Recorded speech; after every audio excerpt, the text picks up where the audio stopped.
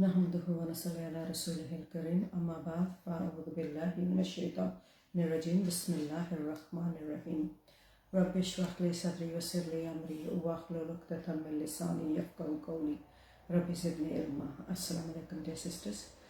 Welcome back to another study session with Reading Sisters Study Circle. And today's topic is the topic of divorce and Iddah. So, as you know, the way the normal routine of the class is that we follow the ayahs of the Quran. We've started from Surah Fatiha and we're going through them. And every time we come to the ayahs that have something that is that we have to sort of participate in our lives or practice in our lives, then we try and gather all the information, all the hadiths and so on, and make that the main topic, even though we do go through the other ayahs as well at the same time. So today we start off with the ayah number 223. So we start off with Surah Baqarah, ayah number 223. And in Surah Baqarah, ayah number 223, it begins, your wives are a tilth for you, so go to your tilth when or how you will, and send before you for your own selves, and fear Allah, and know that you are to meet Him in the hereafter, and give good tidings to the believers. And make not Allah's name an excuse in your oaths against your doing good and acting piously, and making peace among mankind, and Allah is all hearer, all knower. Allah will not call you to account for that which is unintentional in your oath, but He will call you to account for that which your hearts have earned, and Allah is of forgiving, most forbearing. Those who take an oath not to have sexual relations with their wives must wait 4 months. Then if they return, verily Allah is of forgiving, most merciful. And if they decide upon divorce, then Allah is all hearer, all knower. So this is where we begin with the mention of divorce. So it starts with, and divorced women shall wait. When they say wait, it means wait with regards to marriage, for 3 menstrual cycles, for 3 menstrual periods. This is known as the Iddah period, and it is not lawful for them to conceal what Allah has created in their wombs, if they believe in Allah and the last day, and their husbands have a better right to take them back in that period if they wish for reconciliation. And they, the women, have rights over their husbands as regard living expenses, similar to those of their husbands over them as regards to obedience and respect of what is reasonable, but men have a degree of responsibility over women, and Allah is almighty, all wise. Now, it begins with when you divorce the women. So when a man pronounces divorce against a woman, there's a waiting period. That waiting period is known as the Iddah, meaning that she's not allowed to marry anyone else straight away. She has to wait for 3 menstrual cycles, 3 months basically. So the reason for this is so that if she is pregnant, then the paternity of the child is known, and their husbands have more of a right to take them back if they should wish. And if there is a reconciliation, then good and well, but only if they intend to live properly. So they can reconcile if they intend to live properly with each other, properly in a decent manner, and not take the wives back so you can torture them and keep reminding them that, oh look, I'm doing you a favor by you being able to stay with me, or you keep threatening them with divorce. That's not the reason that you would take them back. So do not take them back if that's your reasons. If you're going to take them back, then take them back with kindness, with gentleness, with with grace. And if the waiting period is over and there is no reconciliation, then the two shall separate. And due to the wives is similar to what is expected of them according to what is reasonable. So meaning that there are similar rights for husbands and wives. Like for instance, if a woman should look all nice and beautiful for her husband, the same goes for the husband as well, that he should look nice for her as well. Ibn Abbas said that I like that I should look nice for my wife just as I like that she should look nice for me. So both parties should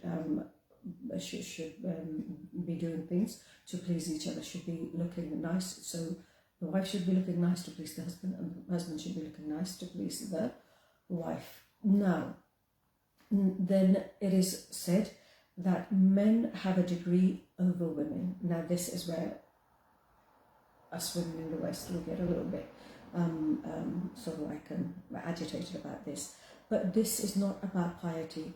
This is in terms of responsibility and authority in the relationship of marriage, because there has to be one person who is going to lead. So the man is responsible for the finances. He has to provide food, clothing, shelter. He is responsible for maintaining the household. So he has to make sure everything in the house is in order as well. So if anything stops working, then he has to go out and find somebody and bring them over so they can fix the issue. Not say, okay, you can do this. You leave all the maintenance to the wife. It is the husband's job. And he has to be kind and generous to her. And he must treat her fairly. And this applies more so when he has more than one wife. So if he has more than one wife, then he must treat all of them fairly. He must treat all of them, he must pay all of them the same amount of pocket money or keep or grocery money or whatever it is. They must all have the same sort of abode to live in, sort of like the same sort of house or flat or bungalow or whatever they have. Normally what happens is when someone is married to more than one woman, then he is inclined towards one of them and not the other. So one of them will probably be on benefits living in a council house, and the other one will be living in something really posh, and he's siding with that one and he's providing for that one and he's being kind to that one, and the other one is just neglected. So that is a man's responsibility, is to make sure that he treats them both the same, he treats them all equally. So with regards to the man is the head of the house, or he is a degree above the women. Like we said, there's people have a hard time accepting this, but Allah has given men a degree above the women with regards to responsibility. But if the person does not accept this, does not accept the rank, there is double harm in it. So basically what you're saying, what you're doing is you're being disobedient to Allah subhanahu wa ta'ala. You're saying, well, I don't agree with the way things are worked out. I don't agree that men should have a degree higher than women. And sometimes even the men will be thinking that why should I do all these things? I think the women should help me. No, you are being disobedient to Allah subhanahu wa ta'ala. Allah has privileged you with that. Allah has given you that as a privilege. So use it. Then it's also the denial of reality. So we see over here that within the laws of divorce are the rights and responsibilities of the marriage are given. So why are these given? Because a marriage ends in divorce when these rights and responsibilities are compromised. Now, the next ayah is ayah number 229. Divorce is twice. After that, either you retain her on reasonable terms or release her with kindness. And it is not lawful for you to take back from your wives any of your mahar, which you have given them, except when both parties fear that they would not be able to keep the limits ordained by Allah. Then if you fear that they would not be able to keep the limits ordained by Allah, then there is no sin on either of them if she gives back the mahar or part of the mahar for her khul, which is a divorce which the female has initiated. These are the limits ordained by Allah, so do not transgress them. And whoever transgresses the limits ordained by Allah, then such are the wrongdoers. So basically it's telling us that if a man divorces a woman, then he cannot take anything back that he has given. He cannot take anything back from her. He cannot take, like the money that he's spent on her, the gifts that he's given her. Any of all of that he cannot take back from her. I know it's in the Pakistani culture that when you divorce a woman, you take back the gold that you have given her. But Islamically, this is not allowed. You cannot take back the gifts that you have given the woman at the time of the marriage or during the marriage. So anything that you have given her, you have said this is for you, i.e. you bought her a car and you said this is for you. You bought her a gold set and you said this is for you. You bought her a really expensive watch and you said this is for you. All of those gifts must remain with the wife. You cannot take it back. And I don't know where this culture we have in Pakistan, where we take back the gold, and it's a done thing. Everybody expects it, that this is how we do this.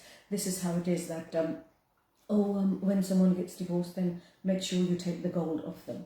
I really don't know where that comes from, because clearly in the Quran it states that any gift that you have given her, then you are not allowed to take that back. And that talaq means to release, to set free. It is the end of the marriage. So a woman is free to marry someone else. And the correct way of giving talaq is giving the divorce. It should be, first of all, at a time when a woman is in a state of purity. So when she's, what that means is when she is not on her periods. So she's had her periods and she is in a state of purity, and you've not had sexual relations with her. So that is the time that the woman should be divorced. Secondly, it should be pronounced only once at a time. So you pronounce it once, and then if you reconcile, then that's fine. If you don't, then you pronounce it a second time, and then the third time, and then it's for the first two. If you reconcile, good and well, and if you don't, then third time it's over, game done. Ibn Abbas radiallahu anhu greatly reprimanded a person who gave his wife 3 divorces in one sitting. And I think that's what we see nowadays, is that people or the husband will just, right, divorce, it's done, you're divorced, get out of my house. And that is not allowed. You are not allowed to kick her out either, because she has to spend her Iddah for the first 2 divorces in your house. So you can't pronounce them all 3 of them together. That's the wrong way of doing them. He said, you have disobeyed your Lord, and talaq should not be used to abuse women, and neither to threaten them nor to harm them. So the man that always threatens a woman that he's going to divorce her, or he's always thinking, well, if you do this, I'll divorce you, and if you do the other, then I'll divorce you, then this is something that the men have been reprimanded about over here, saying, don't do this. Divorce is not to be taken as a joke or a jest or a threat. It is a very serious matter. The Prophet ﷺ warned us against this. He said that, O Allah, bear witness that I have issued a warning concerning the rights of the 2 weak ones, the orphan and the women. So the person who abuses a woman in this regard, then Allah will hold that person responsible. So if you fear that you will not be able to keep within the limits, so this is going back to the ayah, there is no blame upon either of them concerning that by which she ransoms herself. And this refers to the khula. So we know that the khula is the divorce that the wife initiates. So in which case she will return the mahar, and the mahar that her husband has given her, and she will release herself. So khul means the separation of a wife in return for a payment.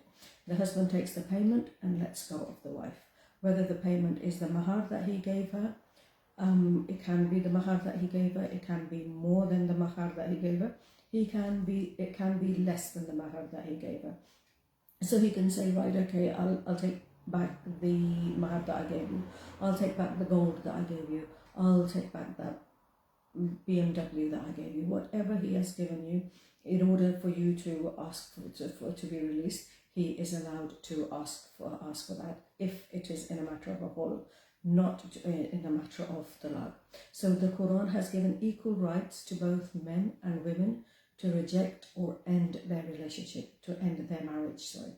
It does not insist that a relationship that makes it impossible to live in peace and harmony to be continued indefinitely, and spouses are therefore allowed to separate from each other.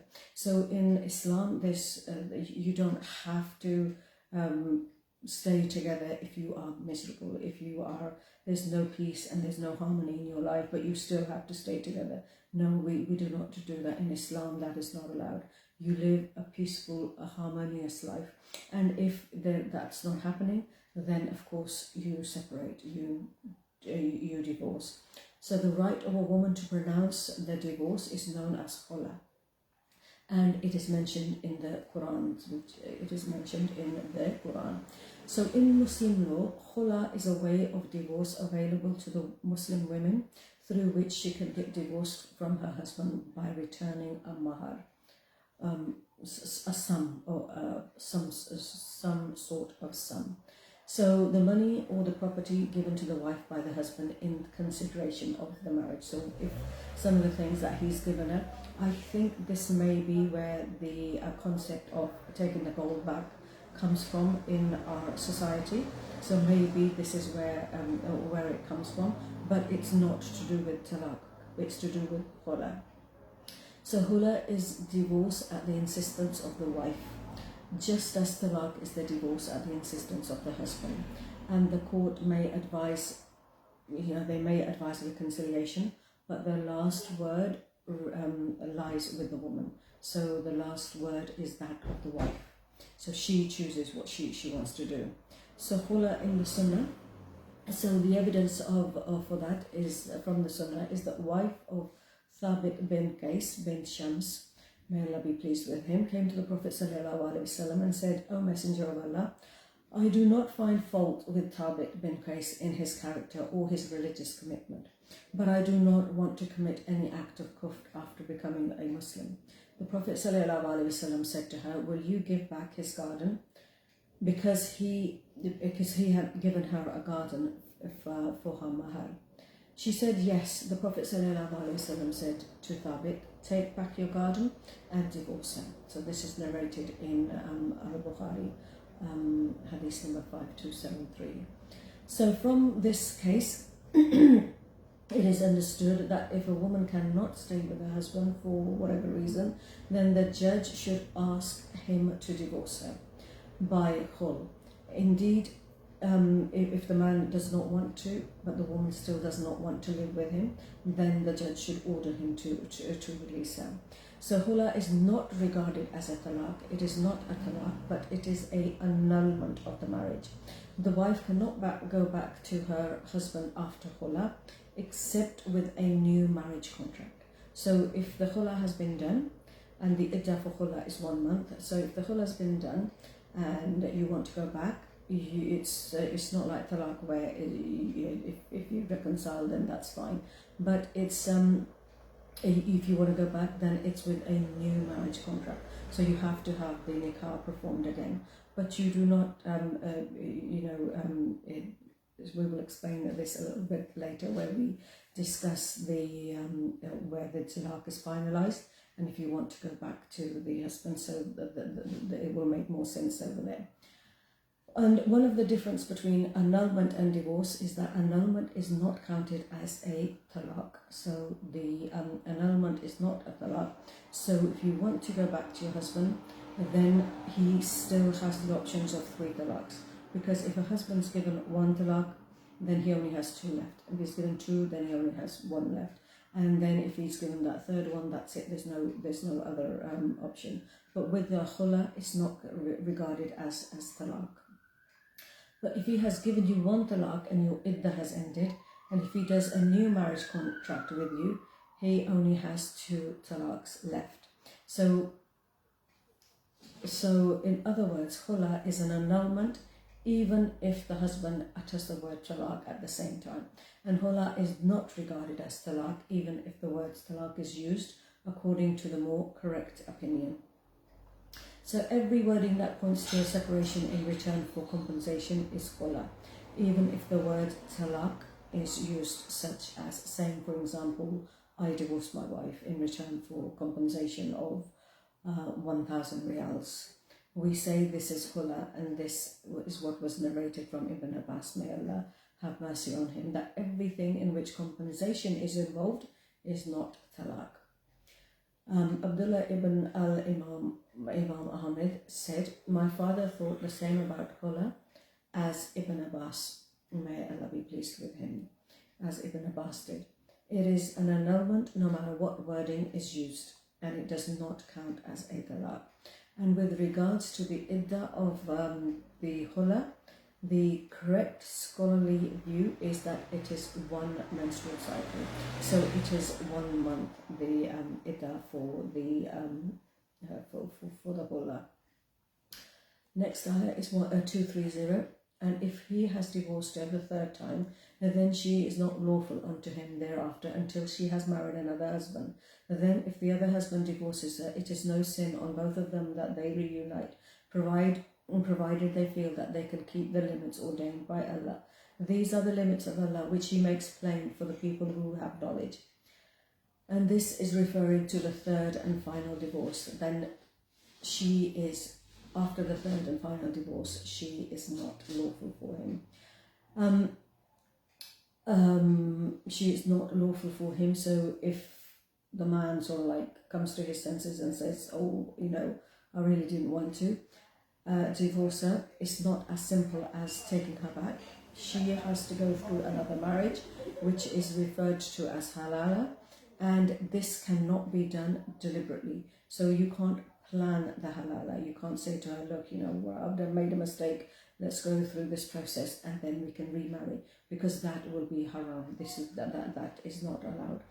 And this is something, if this is planned, this is something that people are cursed if they do it deliberately. All the parties involved are cursed. The man, the woman, the witnesses, the imam who performs the nikah, they are all cursed if they do this deliberately. If they go doing it thinking, oh, well, we can fool the people. It's fine, you can fool the people, but you cannot fool Allah subhanahu wa ta'ala. You will have the curse of Allah on you.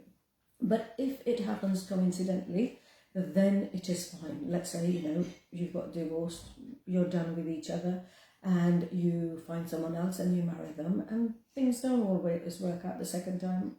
So you get divorced, it's a very genuine marriage, it's a genuine divorce, and then you come back and then you decide that, okay, maybe, that the first marriage wasn't as bad as I had thought at the time. And then if you feel that you want to go back, then that is allowed, but not to do it deliberately, not to go through the halala process deliberately. But if it happens coincidentally, then it is perfect, then it is fine. And if the latter husband divorces her or he dies, so if your second husband divorces you or he dies, there is no blame upon the woman and her former husband for returning to each other, if they think that they can keep within the limits of Allah. So they're not returning to each other so they can continue the behavior that they had in the first during the first time that they were married, because then that's not going to last very long. But they think that they have both changed and they are going to both live, both are going to fear Allah and they're going to live accordingly. So if you think that you can marry again and then you can stay married, then that you will take your marriage seriously. Only then should you get back together again. And these are the limits set by Allah, which Allah makes clear to the people who know. And we see this is, divorce is emotionally overwhelming. It is still, even though it is so emotionally overwhelming, it is still important to go through this process in the right manner, in the right way, according to the laws that Allah subhanahu wa ta'ala has given, with care and with attention and the due process. So it's not just something that we can say, right, okay, this is what I want to do and this is what we'll do. The laws are set in the Quran and the Hadith. It is said, this is what you have to do. The Prophet ﷺ said, beware of hell, beware of the limits of Allah, meaning the commands that Allah has given, take them seriously. Don't just think they don't apply to you. Take them very seriously. Ayah number 231. And when you have divorced women and they have fulfilled their term of their prescribed periods, either take them back on reasonable basis or set them free on reasonable basis, but do not take them back to hurt them. And whoever does that, then he has wronged himself. And treat not the verses of Allah as jest, but remember Allah's favours on you and that which he has sent down to you, whereby he instructs you, and fear Allah and know that Allah is all aware of everything. And when you have divorced women and they have fulfilled their term fulfilled the term of their prescribed period. Do not prevent them from marrying their former husbands if they mutually agree on reasonable basis. This is an admonition for him amongst you who believes in Allah and the last day. That is more virtuous and purer for you. Allah knows and you know not.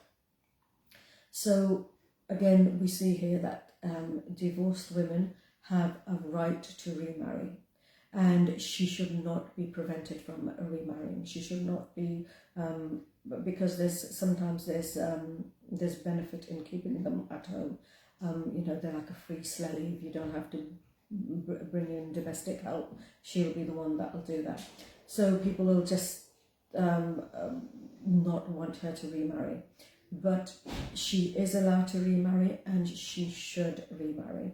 And you must not go around spreading gossip about these women. So people will think badly about them, and they will not come forward they will not come forward for marriage. And you should not stop her from getting married to another man by threatening the other man as well. So anyone that tries to get in the way of a woman getting married again, then they are sinful. Because I know there's lots of benefits in someone not marrying, because then there's an extra pair of hands in the house, there's an extra adult in the house. They will not be able to do what they want to do. They will not be able to live their life how they want to live their life. So you will be able to rule them. And this is usually, the sister-in-laws or the mother-in-law or the babi or whatever it is. But Allah subhanahu wa ta'ala has told us not to prevent them from getting married again. Let them marry again. Encourage them to marry again. Then the ayahs move on to children, mentioning the rights of the children. The mother shall give suck to their children for 2 whole years. That is for those parents who desire to complete the term of suckling. But the father of the child shall bear the cost of the mother's food and clothing on a reasonable basis. No person shall have a burden laid on him greater than he can bear. No mother shall be treated unfairly on account of her child, nor father on account of his child. And on the father's hair is incumbent the like of that which was incumbent on the father. If they both decide on weaning by mutual consent and after due consultation, there is no sin on them. And if you decide on a foster suckling mother for your children, there is no sin on you, provided you pay the mother what you agreed to give her on reasonable basis. And fear Allah and know that Allah is all seer of what you do. Meaning that a man is supposed to give a fixed amount of money to the mother of his child, even after he has divorced him. How amazing is that? We just think that the West have thought of this, a compensation that we pay to the children, or child maintenance as they call it. But the child maintenance comes from Islam. The rights of both parties are being preserved over here, because a lot of the time after divorce, it is the children that we use to take revenge against the other party. And upon the father's so upon the father's family is the duty like that on that the duty is on that was on the father. So let's say he dies or he goes missing, then his family has to provide for the children. His family have to provide for his children. So a child may be weaned for 2 years if necessary, but if you wish to have your child nursed by a substitute, there is no blame upon you. So a foster mother, you can if you wish for her to suckle your child, then that is fine. So it is not wrong or sinful as long as you give payment according to what is acceptable.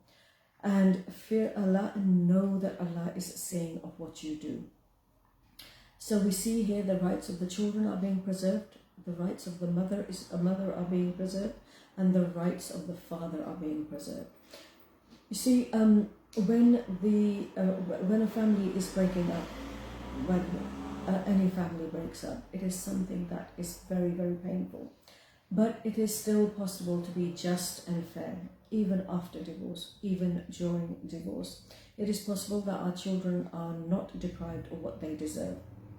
The mother is not deprived of what she deserves, and the father is not deprived of what he deserves. Ayah number 234. And those of you who die and leave wives behind, they, the wives, shall wait as regards to their marriage for 4 months and 10 days, then when they have fulfilled their terms, there is no sin on you if they, the wives, dispose of themselves in a just and honourable manner. And Allah is well acquainted with what you do. So now the case of a widow is mentioned. The Prophet ﷺ said, "It is not permissible for a woman who believes in Allah and the last day to mourn for anyone who dies for more than 3 days, except for her husband, for which is 4 days and 10 months. So meaning that the widow should wait for 4 months and 10 days. This is according to the lunar calendar, and this is known as the Iddah of the widow, which she should, during that time, she should not remarry. And when they have fulfilled their term, meaning that when the period is over, then if she wishes to remarry, then let her do so." So why do we have Iddah? First, as it is mentioned in the Iddah for divorce, that it is to establish pregnancy, see if the woman is pregnant, and if it is, then obviously the paternity of the child is known. And then there's social reasons as well, since it gives that woman that time off from the public scene, and it protects her dignity. She can she can be in peace. She can sit. She can ponder. She can reflect. And you might think that really this is something that's necessary, because when you've had such a big loss, you've lost your husband, and in a lot of the cases, it's also your best friend, also the father of your children. You've not known adult life without him. Then you really do need that time to sit back and think about the future. Think about how you are going to move forward. What are you going to do? How life will be different for us from now onwards. So it is something that gives a woman space to realign herself and think how she is going to proceed financially, emotionally. How is she going to conduct herself? It's a period of planning a smooth shift for the life to come, for the life ahead of her. And there are things that a woman must observe during her Iddah. So we'll go through the do's and don'ts of Iddah. So during Iddah, she must stay at home. If she's the breadwinner and she needs to go out to work, then she can go out to work. But if she is not working, then it's very important that she stays in her comfort zone, in her home. She should not beautify herself. She should not be wearing beautiful clothes. This does not mean that she stays in dirty, old, torn rags. She must be neat and clean.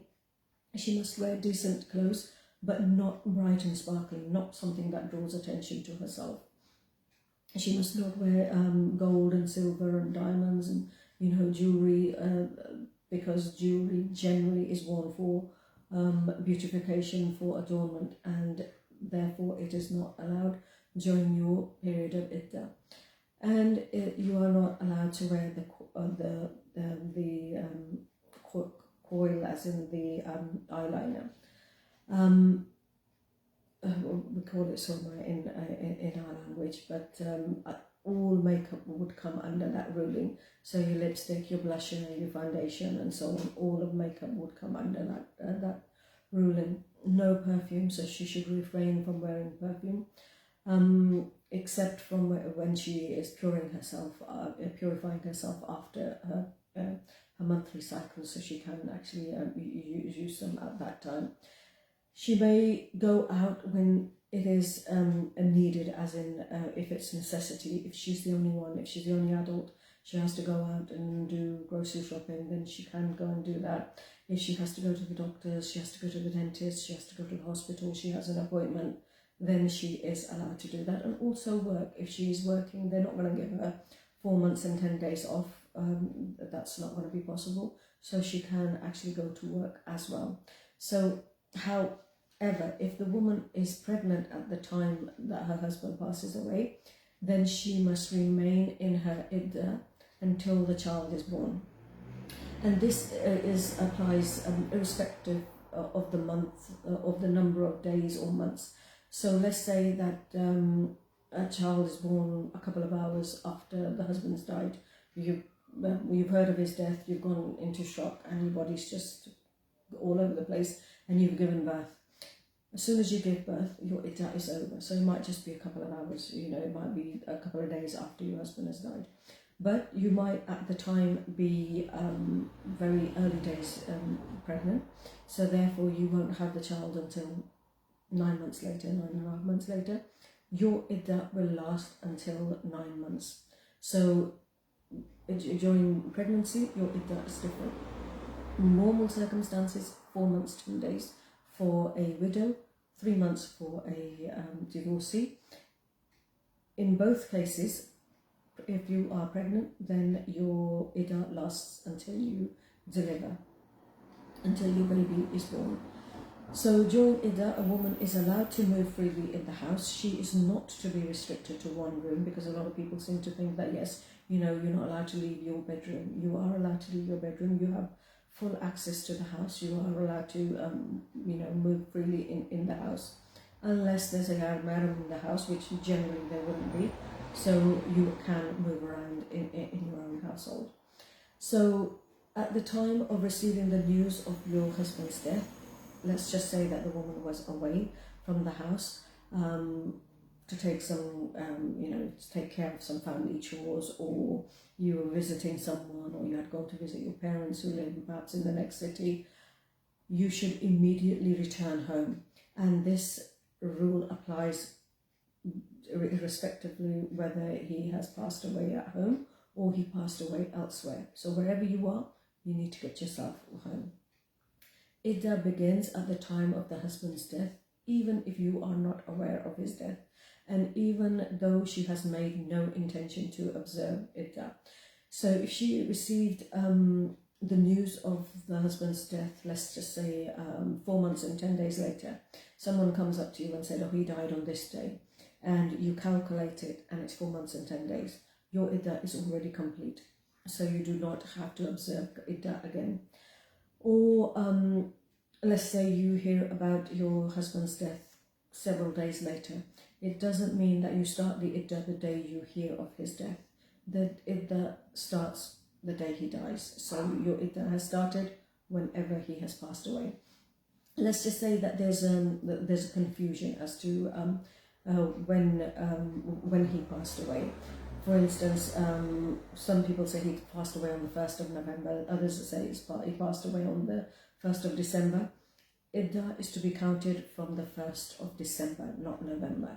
So iddah, we seem to take iddah very lightly, but iddah is a wajib, it's necessary upon every adult, sane Muslim woman to observe iddah. Iddah is to observe, to mourn the husband, the death of the husband. So it is necessary upon a Muslim woman. So if you consider yourself to be a Muslim woman, then it is necessary upon you to observe the iddah. If you're not a Muslim woman, then that's fine, you don't need to. If you're, like it says, you have to be Muslim and sane. So if you're non-Muslim or insane, then you do not have to preserve the iddah period. And also, it's got nothing to do with age, because a lot of people seem to think, oh, my mum's in her 70s, she doesn't need to perform her iddah. It's not as if she's getting married again, or she doesn't have periods, so we know she's not pregnant. It's just that it's a hukam from Allah subhanahu wa ta'ala. So just because she's not getting married again, because a lot of young girls that become widows, who knows, only Allah knows if they will remarry or not. But they still have to go through iddah. Same applies for a 70-year-old, same applies for an 80-year-old. It's nothing to do with, oh, well, I will perform iddah because I think, I may remarry. No, it's got nothing to do with that. It is a fact that you cannot remarry within your iddah period, but you do not do it. So you cannot say that I will not perform iddah. So it is, you must perform your iddah. So many widows and divorced ladies, they do not observe the laws of iddah. They believe that it is a choice. and they cannot do iddah because they just feel unable to do so. So they go out openly, they visit bazaars, they attend social functions, and they take all, they do all the activities which they want to do, which is a major sin. So you can't just put your iddah to the side and say, I'm not doing it. Your husband has passed away, you are in iddah. It's like Ramadan. When Ramadan comes, you can't say, well, it's not Ramadan. It is Ramadan. Whether you fast or not, it's up to you. And if you don't, you will be sinful. Same ruling applies here. Your husband has passed away, you are now in iddah. The time of iddah is upon you. Whether you behave in the correct manner, whether you observe the laws of iddah or not, is up to you. And if you do not, then you are sinful. So it is something that we need to educate ourselves about. We need to educate the people around us about. And when we do see people who are going through this process, when they have, let's say they have become widowed or divorced, then our duty is to very kindly advise them about, with regards to what the Quran and the Hadith say about the iddah period. So again, the family of the husband should not prevent the woman from remarrying. They must not insist that she stays with them and becomes their slave. They must not use her to their advantage. They must respect her wishes and hope for the best for her. Because a lot of the time what you will see in our community is, because the husband has died, now she has inherited from the husband, so the family do not want her to take away that wealth, so they will force her to stay with them, and they will prevent her from getting married, and they will prevent her from moving on in life, and they will do what we said earlier, spread gossip and threaten people when they come forward to marrying her. And they must not do that. They must, they must be kind and generous in their attitude. Ayah number 235. And there is no sin on you if you make a hint of betrothal or conceal it in yourself. Allah knows that you will remember them, but do not make a promise of contract with them in secret, except that you speak an honourable saying according to the Islamic law, and do not consummate the marriage until the term prescribed is fulfilled. And know that Allah knows what is in your minds, so fear Him and know that Allah is of forgiving, most forbearing. So if a man is interested in marrying a woman who has been widowed and she is in her iddah, and if you are going to propose to a woman, then do so in the right manner. You can drop a hint, but do not send the proposal. The reason being is that she will stop mourning, she will stop, her reflection and so on. She will stop mourning and she will start planning her future. So just hold on to that thought until her iddah is complete, until her iddah is finished. And don't send her private messages and, DMs and, Facebook messages or anything like that. And don't promise things to them in secret. So do it in the right manner, and do not determine to undertake a marriage contract until the decreed period reaches an end. So until the iddah comes to an end.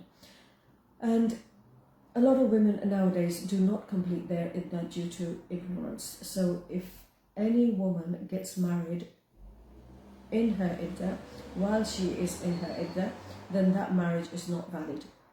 So that marriage is in the eyes of Allah is not valid. So we must be very, very careful.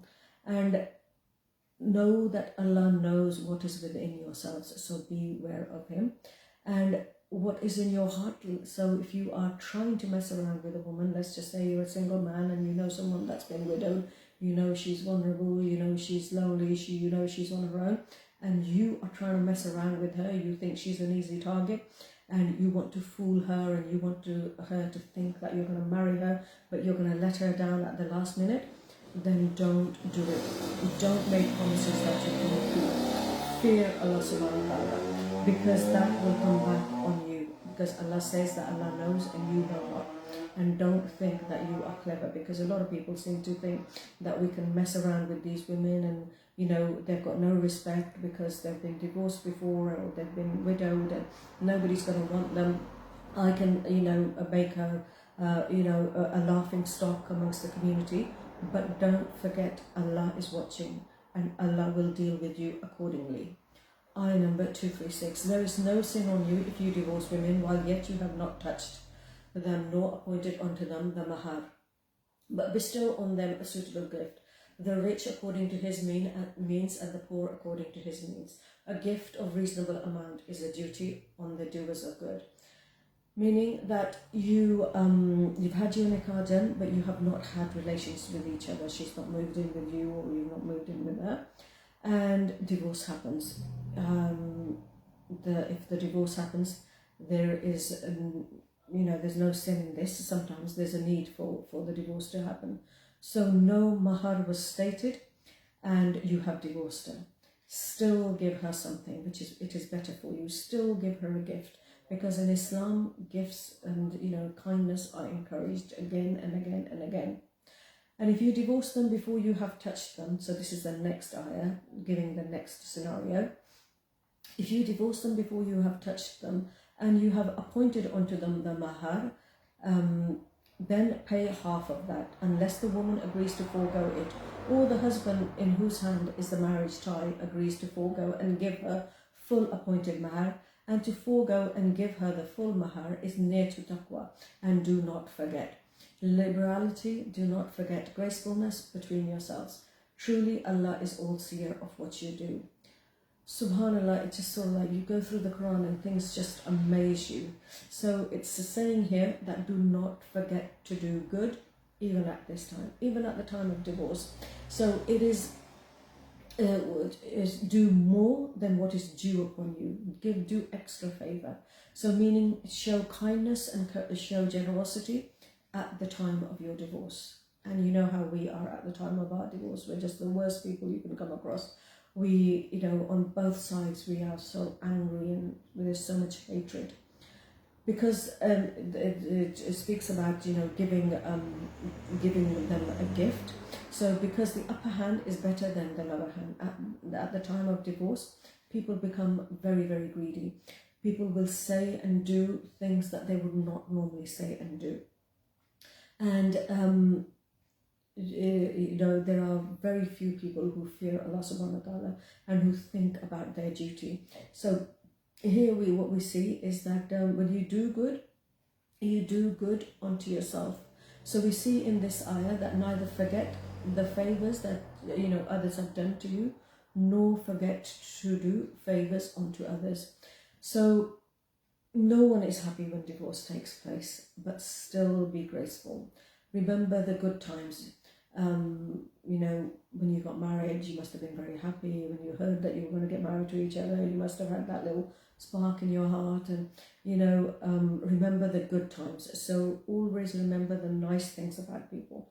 Don't remember the horrible things about people. And if you are related to one another and you have divorced, then remember your ties of kinship as well.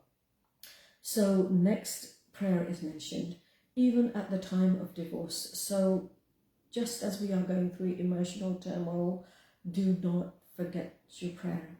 Do not forget to pray and do not neglect your prayer. So in the middle of these ayahs where we're really angry, we're really upset, we want to kill each other, we want to just, be left alone, it is said, pray. Ayah number 238, it says, guard strictly 5 obligatory as-salawat, especially the middle salah, and stand before Allah with obedience and do not speak to others during the salah, like a humble servant. So we see in the middle of the laws relating to divorce, salah is mentioned. What does it teach us? That when it comes to domestic issues, when it comes to family problems, do not forget your obligations. Do not forget your duty towards Allah subhanahu wa ta'ala. Because you guard your duty to Allah and Allah will guard you. You ensure that you are giving the rights of Allah and Allah will ensure that you are given your rights. So remember that missing the Asr prayer is as though the person has lost their entire family and they have lost their entire property. The Asr prayer is the middle prayer. So the day is nearing an end and a new one is coming soon. And some ulama have actually said that This is the salah in the middle. And it could be the middle of your argument. It could be the middle of your chores. It could be the middle of your trip somewhere. It could be the middle of your gupshup. It could be the middle of your coffee morning with a coffee afternoon with your friends. It could be the middle of your shopping trip. So pay attention to your prayer and do not neglect them. And salah takes precedent over everything in your everything happening in your life. So anything that is happening, don't be too overwhelmed by it, because you still have the opportunity to pray and speak to your Lord. You know, when something is happening to us, we always want to tell people, oh, look what's happened, oh, I'm so hard done by, I'm the innocent victim here. But if you remember your prayer, then your Lord is there to listen to your Ram Kahani, as we say. You can speak to your Rabb, and do not think that just because you're going through a hardship, just because you're going through turmoil, you can neglect your prayer. That is not allowed. And if you fear, perform a salah on foot or riding. And when you are in safety, offer the salah in the manner He has taught you, which you knew not before. So even at the time of fear, even at the time of turmoil, you are not exempt from your prayer. It may be fear of the future. It may be fear of your financial situation. It may be fear of the enemy. It might be the fear of the unknown. It might be the fear of the unseen. Just pray your fear away. It's ayah number 240. And those of you who die and leave behind wives should bequeath for their wives a year's maintenance and residence without turning them out. But if they, the wives, leave, there is no sin on you for that which they do of themselves, provided it is honourable. And this verse was abrogated when the verses of Surah Ma'idah came along, the sort of fourth Surah, ayah number 12. And for divorced women, maintenance shall be provided on reasonable scale. This is a duty on the pious, and thus Allah makes clear His ayahs to you in order that you may understand. So the ayahs of the divorce are very clearly mentioned in the Quran. The Iddah is very clearly mentioned in the Quran. So we must remember that it's not all about how we think or how we should do things. It's about what the Quran and the Hadith tell us. So the Quran and the Hadith, the way they explain things to us, this is how we should conduct our lives. Because we often think we're getting divorced, it's the end of the world, or we don't like the people that are involved in this, i.e. the in-laws and the ex, and we just want to kill them and they want to kill us. But in reality, it is Qadar Allah. It is happening because Allah is allowing it to happen, because Allah has better plans for you. So be graceful. Don't ever hold this thing about, we're never going to speak to each other. There's never going to be, he's never going to be happy. I'm the innocent victim. Of course, we're all innocent to a certain degree, but it is the Qadar of Allah. And like we spoke about on Friday in our the Kitabul Adab lesson, that the Qadr of Allah, we have to be pleased with the Qadr of Allah. We believe in the Qadr of Allah, and we believe that Allah has already written our Qadr for us. So if divorce has been ordained for you, then accept it gracefully and do not we try and think, well, if everybody else is married, then why am I not married? But that is the Qadr of Allah. Allah has chosen that for you. So still handle it gracefully. So we will say goodbye to our Facebook friends, and inshallah let's do our questions and answers on Zoom. Would anybody like to share their